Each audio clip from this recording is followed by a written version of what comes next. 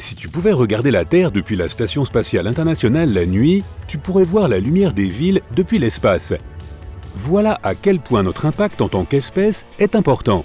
Il existe d'énormes villes multiculturelles autour du monde. Nous avons construit des bâtiments tellement hauts que leurs sommets disparaissent presque à vue d'œil. Des villes qui sortent de la Terre pour que des milliers et des milliers de personnes puissent y vivre. Mais oh, qu'est-ce que c'est? Quel beau singe! Qu'est-ce que tu fais là, mon pote? Tu veux une banane? Oui, elle a l'air délicieuse. Fais attention, ne tombe pas de cet arbre. Oups! La nature peut être si brutale parfois. Je parie qu'il ne s'est pas réveillé en se disant qu'aujourd'hui, il serait le petit déjeuner d'un lion. Quoi? Pas d'humains? Mais où sont-ils tous passés? On dirait que lorsque ce singe est tombé de l'arbre, il a créé une chaîne d'événements qui a fait qu'aucun humain n'a jamais existé sur Terre. Je sais ce que c'est. Nous devons être dans un univers parallèle. Eh bien, allons quelques milliers d'années en avant. À quoi ressemblerait donc la Terre? Les humains ont modifié environ 50% ou plus de la surface de la planète. Dans cette réalité, il n'y aura donc pas du tout de villes ou de paysages façonnés par nous. Il n'y aura rien qui aura été touché par l'homme. La Terre semble maintenant être un paradis pour les animaux. Ils sont partout. Ces animaux qui se trouvaient auparavant seulement en Afrique sont maintenant présents sur tous les continents. Il y a des lions qui errent librement en Amérique. Oh, et regarde, en Europe, il y a des rhinocéros, des éléphants, des loups. Waouh, un élan! Et il y a même des ours ici. Comme il n'y a aucun humain en train d'occuper la plus grande partie de cet espace terrestre, les mammifères sont désormais libres d'être partout. Eh bien, tu as compris, des mammifères différents de nous. Il y a aussi une grande diversité d'animaux. La Terre est devenue ce qui semble être une expansion de l'Afrique que nous connaissons aujourd'hui, en termes d'espèces animales. Tu peux aussi voir de grands mammifères, des paresseux géants, des dents de sabre et même des mastodontes qui parcourent aujourd'hui la Terre comme dans l'Antiquité. La raison pour laquelle notre Terre n'est pas comme ça est que les humains occupent une grande partie de l'espace disponible avec leur structure. Par exemple, la raison pour laquelle il y a tellement de diversité animale en Afrique, dans notre univers, n'est pas que le continent est juste adapté pour que les animaux se développent et y habitent. C'est surtout parce que nous n'avons pas été trop actifs dans une grande partie de ce continent. Nos ancêtres ont eu beaucoup à voir avec l'extinction des grands mammifères. La période glaciaire n'a pas été la seule coupable. Sur notre Terre, les humains sont la forme de vie intelligente. Et sur cette planète, comme tu le sais peut-être, la sélection naturelle est ce qui guide l'évolution. Ceci combiné avec certaines mutations aléatoires que nous pouvons observer chez certaines espèces. Cela suggère que même sans les humains, il y a de fortes chances pour que de la vie intelligente se développe. Ainsi, les primates sont maintenant la forme de vie dominante, ou peut-être que les suricates ont évolué en une espèce dominante. Le climat sur cette Terre est également plus frais que le nôtre. C'est parce qu'il n'y a pas de gaz à effet de serre. Selon la NASA, la tendance actuelle du réchauffement de la Terre est probablement le résultat de l'activité humaine depuis les années 1950. Cela signifie que l'augmentation des niveaux de gaz à effet de serre dans l'atmosphère est la raison pour laquelle notre planète se réchauffe. Les gaz à effet de serre sont appelés ainsi parce que, tout comme une serre, ils emprisonnent la chaleur. Ils laissent passer la lumière du soleil dans l'atmosphère, mais la chaleur qu'elle apporte ne quitte pas notre atmosphère à cause d'eux. C'est une bonne chose, car sinon la vie sur Terre n'aurait aucune chance de survivre. Mais comme elle est maintenant trop abondante, la planète se réchauffe plus qu'elle ne le devrait. Retournons sur notre Terre parallèle. Dans l'eau, la grande barrière de corail en Australie est encore totalement intacte, et c'est toujours le plus grand système de récifs coralliens qui existe, ainsi que le plus grand organisme vivant de la planète, tout comme le nôtre.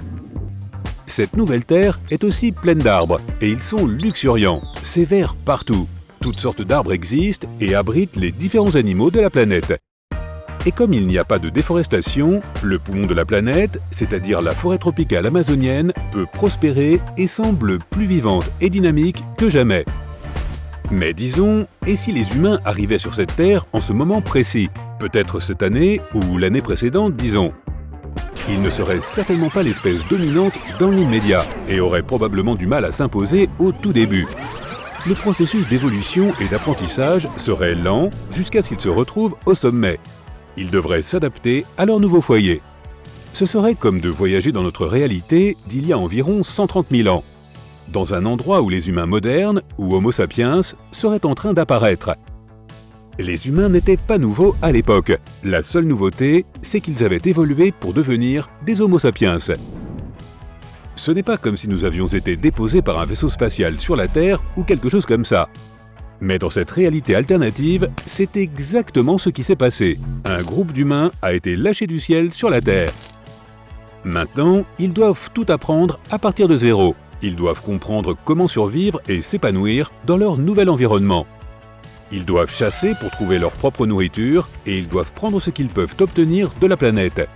Tout comme nous l'avons fait il y a 130 000 ans. Ces nouveaux humains sont des nomades. Ils ne peuvent pas s'installer à un endroit précis car ils ont besoin d'explorer et de comprendre leur environnement, tout comme les animaux qui les entourent. Au fur et à mesure que leurs populations deviennent plus nombreuses, ils se divisent en petits groupes pour trouver de nouveaux endroits plus adaptés pour construire leur maison ou des endroits où la survie peut s'avérer plus facile. Depuis qu'ils sont arrivés sur cette nouvelle terre, ils ont fait quelques explorations et se sentent plus à l'aise dans leur nouveau cadre. Leurs outils sont mieux adaptés et des structures qui ressemblent à des maisons, comme des huttes, commencent enfin à apparaître. Il y a 50 000 ans, nous avons développé notre langue. Ces humains développent aussi la leur car ils ont besoin de mieux communiquer entre eux. Avec le langage, ils deviennent de plus en plus organisés et sont capables d'élaborer de meilleurs plans pour leur avenir. Tous les chiens viennent des loups et il existe deux théories sur la façon dont il est possible que les bêtes sauvages soient devenues les meilleurs amis de l'homme. Une théorie dit que les premiers humains ont fini par capturer des petits loups d'une manière quelconque et les ont gardés comme animaux de compagnie. Avec le temps, ils ont progressivement réussi à domestiquer les loups. Une autre théorie affirme que les loups se sont domestiqués tout seuls. Ça s'appelle la survie du plus amical. Comme les loups et les humains étaient tous deux des chasseurs, les loups ont probablement compris qu'ils auraient des avantages s'ils restaient auprès des humains au lieu de leur faire directement concurrence. Certains loups avaient peur des humains et étaient agressifs envers eux. D'autres étaient peut-être plus amicaux, ce qui leur a probablement permis d'avoir accès aux réserves de nourriture des chasseurs. Avec le temps, le comportement humain moderne commence à se manifester.